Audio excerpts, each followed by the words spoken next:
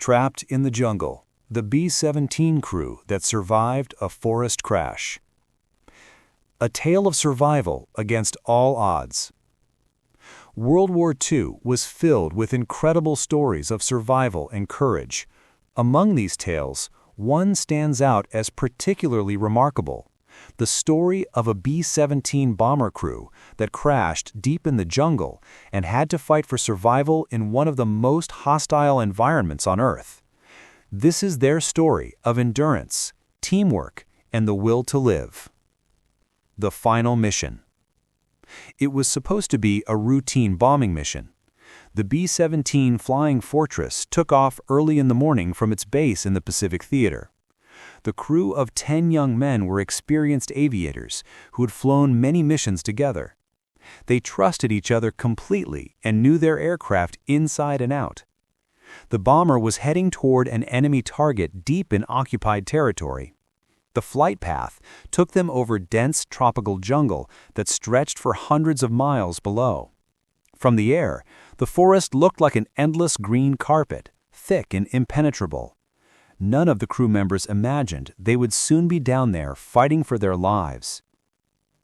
When everything goes wrong. As the B-17 approached its target area, the crew spotted enemy aircraft in the distance. Japanese fighters were scrambling to intercept them. The bomber's gunners prepared their weapons, ready to defend their aircraft. What followed was a brutal aerial battle. The enemy fighters attacked with deadly precision.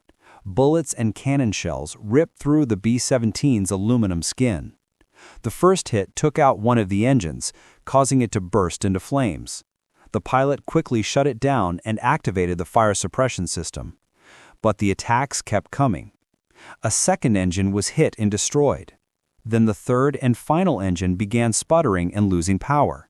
The bomber was now struggling to stay airborne with only one functioning engine. But worse was yet to come. The fourth and final engine took a direct hit and exploded in a shower of metal and fire. Going down. Without any working engines, the B-17 became a giant glider, slowly descending toward the jungle below. The pilot fought desperately with the controls, trying to keep the nose up and the wings level. The co-pilot called out altitude readings as they dropped lower and lower. 5,000 feet, 4,000.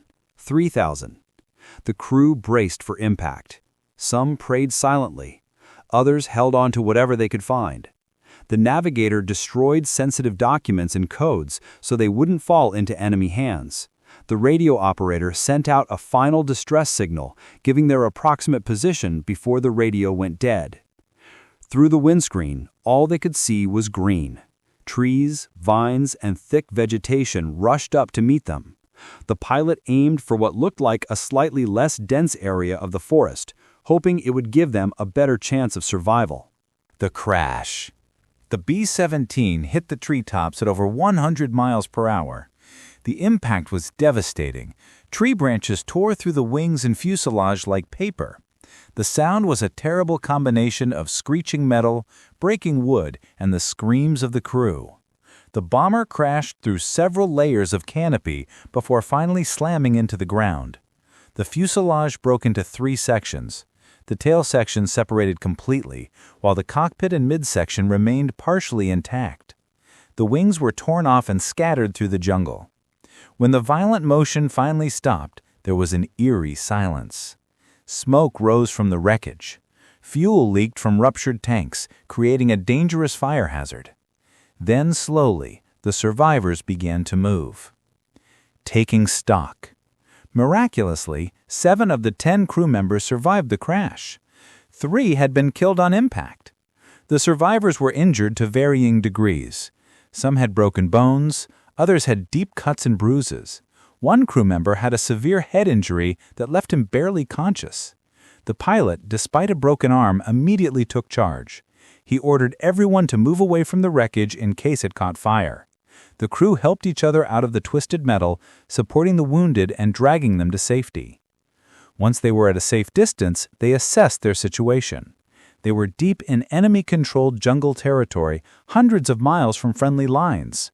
They had limited supplies, A few pistols, some ammunition, basic first aid supplies, emergency rations for about 3 days, and water purification tablets. That was all. Survival in the jungle. The jungle was unlike anything most of the crew had experienced before. The heat was oppressive and constant. Humidity made breathing difficult. Insects swarmed everywhere, biting and stinging relentlessly. Strange sounds echoed through the forest day and night, making sleep nearly impossible. The pilot organized the survivors into a functioning unit. He assigned tasks to everyone who could work. Some gathered materials to build shelter. Others searched the wreckage for useful supplies. The medic treated the wounded as best he could with limited materials. They built crude shelters using parts of the parachutes and branches covered with large leaves. They created a basic water collection system to catch rainwater, which fell frequently in the tropical climate.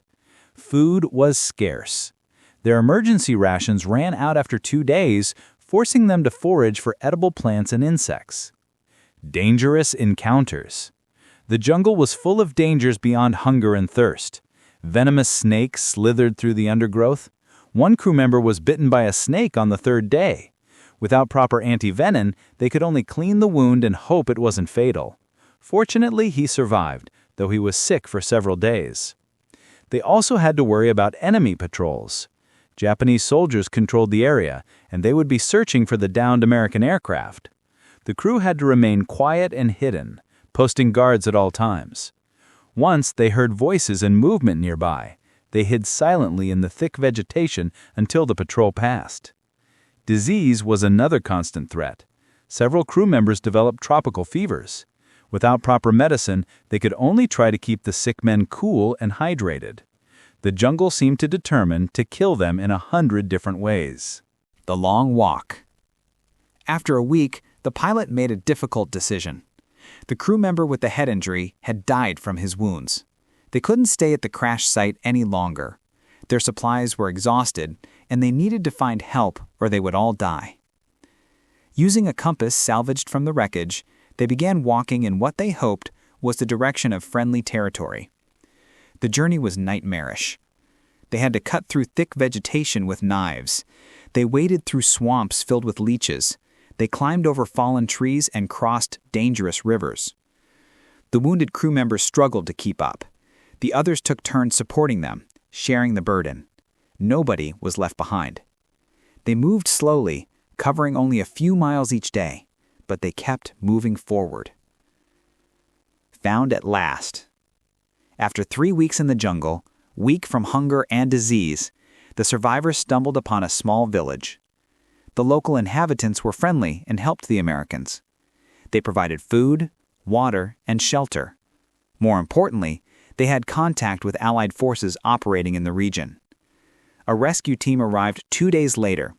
The 6 surviving crew members were evacuated by boat down a river, then transferred to a waiting aircraft that flew them to safety. They had lost 4 of their brothers, but 6 had survived against impossible odds. The aftermath. The crew members were hospitalized for weeks, recovering from their injuries, infections, and malnutrition. Some bore physical scars for the rest of their lives. All carried emotional scars from their ordeal in the jungle. But they had survived. Through courage, determination, and teamwork, they had overcome one of the most hostile environments on Earth.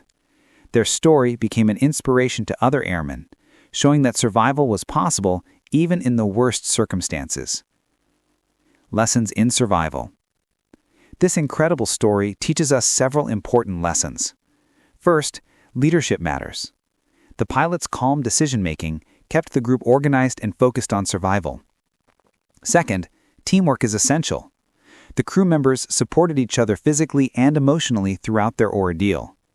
Third, never give up hope. Even when the situation seemed hopeless, they kept fighting to survive.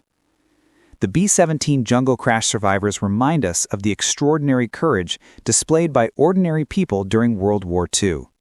They faced death multiple times and won each battle through sheer determination and the refusal to surrender to fate.